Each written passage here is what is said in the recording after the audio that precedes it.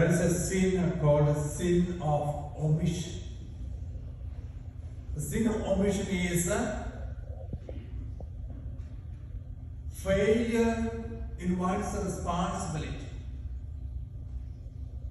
failure in one's commitment, and a failure in using one's God-given talents for others. In the Gospel today, Jesus speaks about talents. A nobleman who had given his money to his servants.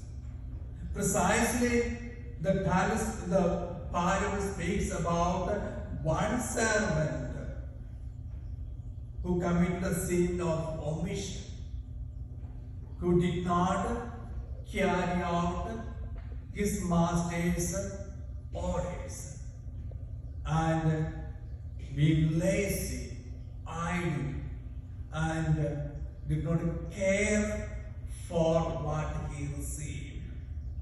He did not count what he received from his master and returned as it is.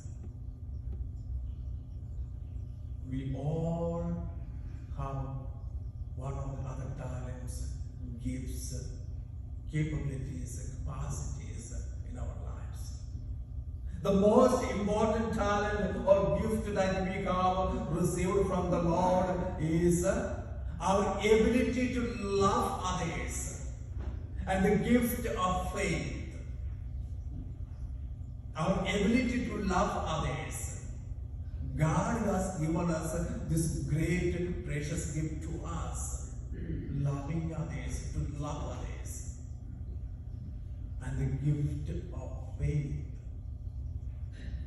And when we grow more and more deeper and deeper in our faith, we are able to attract, bring other people to Christ through our words and actions.